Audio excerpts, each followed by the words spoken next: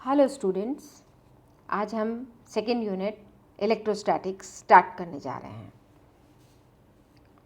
Electrostatics क्या होती है ये मैं आपको बता चुकी हूँ।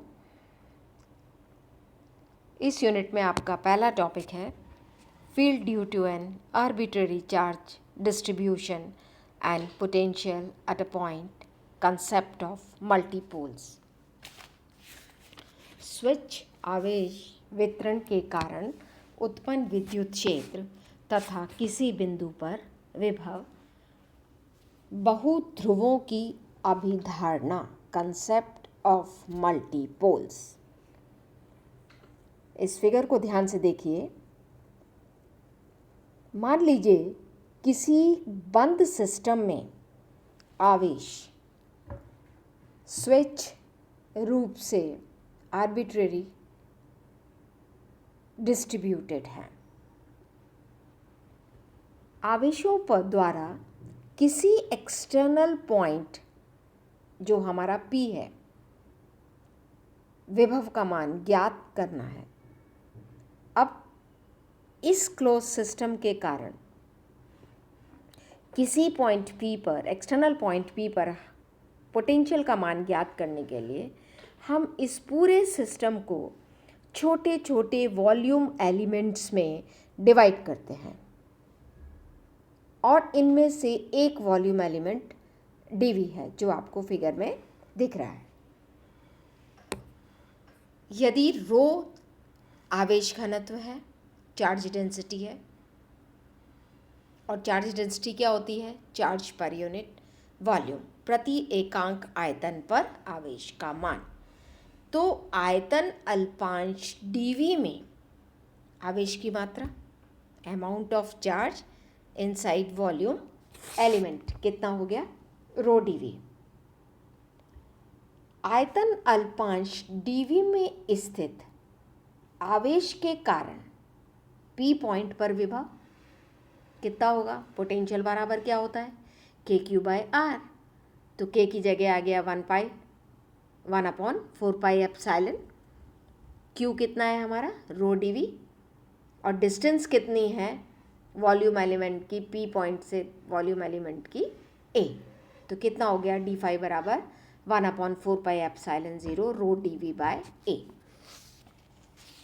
अब ये हमने पहले ही बोला था कि इस सिस्टम को हमने छोटे छोटे वॉल्यूम एलिमेंट्स में डिवाइड कर लिया है और ओरिजिन पॉइंट से इस वॉल्यूम एलिमेंट की डिस्टेंस क्या है? R है। और इसके z एक्सिस पर कोई एक्सटर्नल पॉइंट P हमने ले लिया है। अब इसके कारण dV वॉल्यूम के कारण इस पॉइंट पर हमने पोटेंशियल की वैल्यू निकाल ली, जो आपकी क्या आई है? d5 बराबर 1/4πε रो dV/A। अब सिस्टम में स्थित सभी चार्ज, क्योंकि हमने छोटे छोटे वॉल्यूम एलिमेंट में डिवाइड किया है, सभी चार्ज द्वारा एक्सटर्नल पॉइंट P पर पोटेंशियल का मान सभी वॉल्यूम एलिमेंट में सिचुएटेड चार्ज द्वारा P पॉइंट पर जो पोटेंशियल की वैल्यू होगी उसके सम के बराबर होगा। जो हर वॉल्यूम एलिमेंट में छोटे छोटे में आपने डिवाइड किया है, उसमें जो आवेश स्थित है, उस आवेश के कारण P पॉइंट पर जो पोटेंशियल है, तो उन सब के कारण, जितने भी वॉल्यूम एलिमेंट हैं, उन सब के कारण जो P पॉइंट पर पोटेंशियल होगा उसका सम इस P पर टोटल पोटेंशियल के बराबर होगा। अब आप इसमें देखिए, तो P पर टोटल पोटेंशियल क्या हो गया? फाई बराबर d5, इंटीग्रल आ जाएगा 1/4πε रो dV/A। अब इधर आप देखो कि ये जो वॉल्यूम एलिमेंट की पोजीशन, वॉल्यूम एलिमेंट की स्थिति की दिशा z एक्सिस के साथ कितना एंगल बना रही है? थीटा एंगल बना रही है। तो इस फिगर को देखो तो a² बराबर क्या होगा? r² प्लस r², चूँकि थीटा एंगल पे इंक्लाइंड है, r² plus r² minus 2rr cos theta. 1/a क्या हो गया? 1 upon r square plus r square minus 2r cos theta to the whole power 1/2. 1/a बराबर in terms of 1/r 1/r 1 plus r square by r square minus 2r/r cos of theta to the whole power minus 1/2. Binomially expand कीजिए. Binomial expansion से जैसे हमें पता है 1 plus x to the power n क्या होता है, 1 plus n x plus n minus 1 x square upon factorial 2 plus n minus 1 n minus 2 upon factorial 3 x cube and so on. तो हमने इसको एक्सपेंड किया. 1 अपॉन ए बराबर 1 अपॉन आर. तो क्या आ गया आपके पास 1 प्लस एन एक्स है, एन की जगह -1/2. एक्स आपका क्या है r square by r square minus 2r cos theta by r plus 3/8. Binomially expand कर रहे हैं आप. R square by r square minus 2r cos theta by r का होल स्क्वायर एंड आगे उसकी पावर की फॉर्म में बढ़ता जाएगा. अब इस इक्वेशन को हम इंक्रीजिंग पावर ऑफ 1/r की फॉर्म में ले लेते हैं. तो क्या आ गया, पहला 1/r, दूसरा क्या आ जाएगा r cos theta by r square, फिर आर क्यूब की फॉर्म में plus r square by r cube 3 cos square theta minus 1/2 and इस तरीके से आपका चलता रहेगा. अब पोटेंशियल की वैल्यू क्या है हमारे पास, पोटेंशियल कितना है हमारे पास, पोटेंशियल है फाई बराबर 1 upon 4πε0 rho d v by a. अब 1/a की वैल्यू इसमें रख दीजिए. तो क्या आ गया 1 upon 4πε0 rho d v r integral के साथ में plus 1 upon r square integral rho r cos theta d v plus 1 upon r cube integral rho 3 cos square theta minus 1 r square by 2 d we.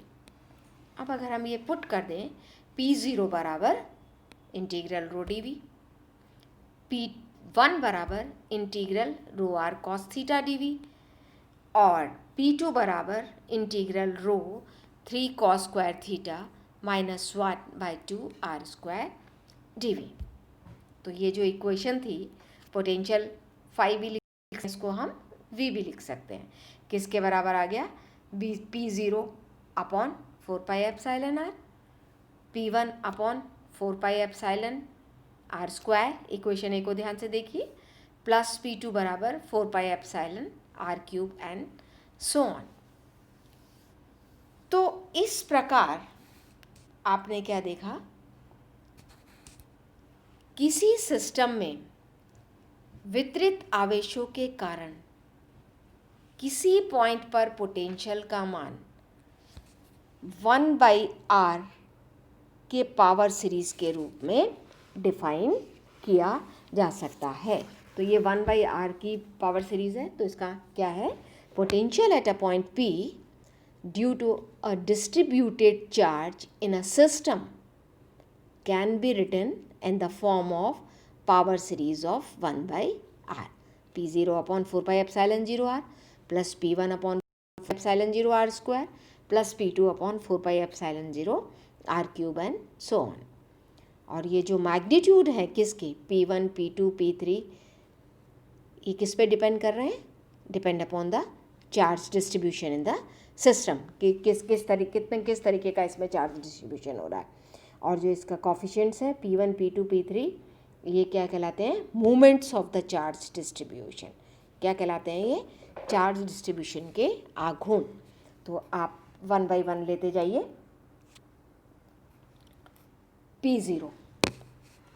P0 बराबर क्या है, रो d v. तो अगर आपका P0 बराबर रो डी वी है यानी कि P0 बराबर रो डी वी किसको डिफाइन कर रहा है, सिस्टम में नेट चार्ज. किसको रिप्रेजेंट कर रहा है, total charge in the distribution. तो क्या होगा, सिस्टम में रो डी वी निकाय में आवेश की कुल मात्रा को डिफाइन कर रही है. तो इसका मतलब ये है कि किसी आवेशित निकाय द्वारा अत्यधिक दूरी पर स्थित किसी सिस्टम पर पोटेंशियल का मान P0 मान के पॉइंट चार्ज द्वारा समान दूरी पर स्थित बिंदु पर विभव के मान के इक्विवेलेंट होता है। अब आप इस फिगर को देखिए, ये फिगर आपको क्या कह रहा है? फिगर ध्यान से देखो, ओ पे अपना जो रीज़न है, जो मूल बिंदु है, उस पे P0 है, P0 है उस पे, और P जो पॉइंट है वो उस O से R डिस्टेंस पर है, जिस पर हमें पोटेंशियल की वैल्यू निकालनी है। तो the potential due to a charge distribution at a point at a sufficiently large distance from it will be equivalent to the potential due to a point charge of magnitude P0 at the given distance from it. किसी आवेशित निकाय द्वारा अत्यधिक दूरी पर स्थित किसी point पर विभव का मान P0 मान के पॉइंट चार्ज द्वारा समान दूरी पर स्थित बिंदु पर विभव के मान के इक्विवेलेंट होता है। तो जो P0 है ये क्या कहलाता है? नोन एज मोनोपोल मोमेंट और मोनोपोल स्ट्रेंथ। तो P0 क्या कहलाता है? एक ध्रुवीय आघूर्ण या एक ध्रुवीय सामर्थ्य। तो P0 की बात तो हो गई।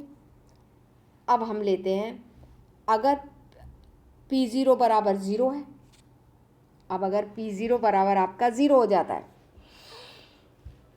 तो जो पोटेंशियल में आपने P0 upon 4 pi epsilon R वाली टर्म थी वो 0 हो गई। तो अपनी इम्पॉर्टेंट टर्म कौन सी हो गई? सेकेंड। वो क्या है? P1 upon 4 pi epsilon R। तो यदि P0 बराबर 0 है यानी कि सिस्टम में नेट चार्ज का मान 0 के बराबर है, तो R के अधिक मानों के लिए आपकी सबसे इम्पॉर्टेंट टर्म कौन सी हो गई?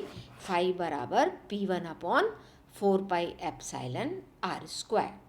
और यहाँ पर P1 क्या है? रो R cos theta dV।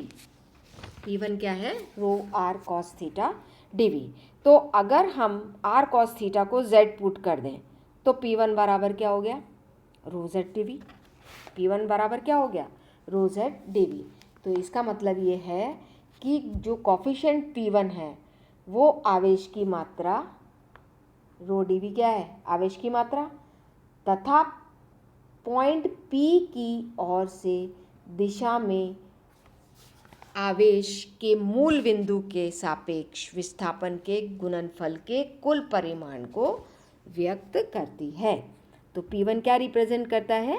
The total magnitude of the product of charge, क्योंकि चार्ज रो dV हो गया, and its displacement in the direction of P relative to the origin के सापेक्ष। अब आप फिगर को देखिए, ये आप देखो यहाँ पर P1 पॉइंट आपके पास है और जो Z है, जो इसकी डायरेक्शन Z हमने ली है उसकी डायरेक्शन Z देखिए P पॉइंट की तरफ।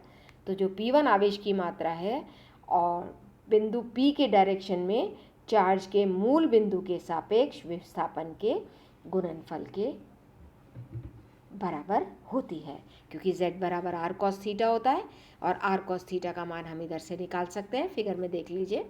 तो पोटेंशियल आपके पास क्या है? फाई बराबर P1 upon 4 pi epsilon 0 R square. तो जो पोटेंशियल है जो आपने दिया है इस वाले पॉइंट पे, जो गिवन बाय इक्वेशन, ये फाई बराबर P1 upon 4 pi epsilon 0 R square is equivalent to the potential at a point due to an electric dipole having dipole moment equal to P1 and situated at a large distance on Z axis from the point जो आपने figure में देख रहे हैं। तो किसके बराबर हो गया ये आपके पास में? कि ये हमारे पास हुआ कि हम ये कहें इस फिगर के हिसाब से कि जो शून्य नेट आवेश के निकाय में, यानी कि जब P0 बराबर 0 है, तो उस कंडीशन के अंदर जो हमारे पास ये जो इक्वेशन आई है फाई बराबर P1 4 पाई एप्सिलॉन 0, ये क्या है? ये इसके द्वारा प्राप्त विभव का मान किसी द्विध्रुव आघूर्ण P1 डायपोल मोमेंट P1 वाले द्विध्रुव के कारण अत्यधिक दूरी पर z एक्सिस पर स्थित पॉइंट पर विभव के मान के इक्विवेलेंट होता है। और जब P0 पहला लिया था तो वो मोनोपोल के कारण होता है लार्ज डिस्टेंस के लिए, और ये डायपोल के कारण होता है। तो इसलिए हम क्या कह सकते हैं, इसलिए हम ये कह सकते हैं कि जो हमने P0 बराबर 0 लिया है, ऐसा वाला सिस्टम लिया है जिसमें नेट चार्ज 0 है, तो उस सिस्टम में पॉजिटिव और नेगेटिव मिलकर डायपोल का निर्माण करते हैं। और P1 सिस्टम में चार्ज से बने डायपोल के डायपोल मूवमेंट के z कंपोनेंट के परिमाण को व्यक्त करते हैं। तो किसको व्यक्त करते हैं? z कंपोनेंट के परिमाण को व्यक्त करते हैं। तो कहने का मतलब क्या है कि जब आपने P0 बराबर 0 लिया है, नेगेटिव आपका जो नेट चार्ज है वो 0 है, इसका मतलब we can say that in a neutral system containing equal number of positive and negative charge, तभी तो P0 बराबर 0 आ गया। The positive and negative charges forms dipole and P1 represents the resultant z component of the dipole moment of these dipoles. अब आपका तीसरा point आता है कि P0 बराबर भी 0 है और P1 बराबर भी 0 है, तो दोनों ही 0 हो गए। तो इस सिस्टम में क्या है कि जो मैग्नीट्यूड है of positive and negative charge are equal and the net dipole moment is 0। पहले तो क्या था, पॉजिटिव और नेगेटिव चार्ज थे न्यूट्रल सिस्टम में, पर इक्वल नंबर में नहीं थे, तो वो डायपोल फॉर्म कर लेते थे। पर अब इसमें क्या है कि जब हम कहते हैं P0 बराबर 0 है, नेट चार्ज भी नहीं है, P1 भी 0 है, इसका मतलब कि जो सिस्टम है, अगर सिस्टम आपका ऐसा होता है कि मैग्नीट्यूड जो है पॉजिटिव एंड नेगेटिव चार्ज का मैग्नीट्यूड आर इक्वल हैं, दोनों बराबर हैं, उन दोनों के परिमाण क्या हैं, पॉजिटिव और नेगेटिव चार्ज के बराबर हैं, तो इस प्रकार के आवेशयुक्त निकाय में पॉजिटिव एंड नेगेटिव चार्ज बराबर मात्रा में होते हैं, परंतु डायपोल का निर्माण नहीं करते हैं। तो आर के अधिक वैल्यू के लिए, लार्ज वैल्यू ऑफ आर के लिए, तो पोटेंशियल P पॉइंट पर कितना होगा, P2/4πε/r3। P2 कितना है, 3 cos square theta minus 1 r² dv/2। तो P2 क्या कहलाता है आपका, क्वाड्रपोल मूवमेंट, चतुर्ध्रुवीय आघूर्ण। क्या कहलाता है, quadrupole movement of the charge relative to the z axis. ये आप फिगर देख लीजिए, charge relative to the z axis. तो यहाँ पर आपके पास में क्या आ गया, P2 आपका क्या है, क्वाड्रपोल मूवमेंट। तो आपने क्या देखा कि क्वाड्रपोल मूवमेंट के कारण पोटेंशियल का मान किस तरीके से चेंज हो रहा है, 1/r³ की अनुसार परिवर्तित होता है। और अगर इलेक्ट्रिक फील्ड ले लें तो एक r हो जाएगा, तो फिर क्या होगा, 1/r⁴ के हिसाब से चेंज होता है। तो आपने क्या देखा कि स्वच्छ रूप से वितरित आवेश के निकाय को अनेक प्रकार के आवेशीय ध्रुवों, एक ध्रुवीय, द्विध्रुवीय, चतुर्ध्रुवीय इत्यादि के रूप में विभाजित किया जा सकता है, परंतु उदासीन आवेश के परावैद्युत माध्यम में केवल द्विध्रुव आघूर्ण ही इम्पॉर्टेंट होता है। Thus, a system having a given charge distribution can be considered to be made of various multipoles like monopole, dipole, quadrupole, etc. But for a dielectric medium having distributed positive and negative charge, only the dipole moment is important. तो ये है हमारा multipole expansion, बहुध्रुवीय concept. तो आपने ये देख लिया कि आर्बिट्रेरी चार्ज डिस्ट्रीब्यूशन के कारण किसी पॉइंट पर पोटेंशियल और इलेक्ट्रिक फील्ड की वैल्यू हम किस तरीके से निकालेंगे और कंसेप्ट ऑफ मल्टीपोल्स क्या है। और नेक्स्ट टर्न पे हम डायपोल्स के बारे में पढ़ेंगे। Thank you.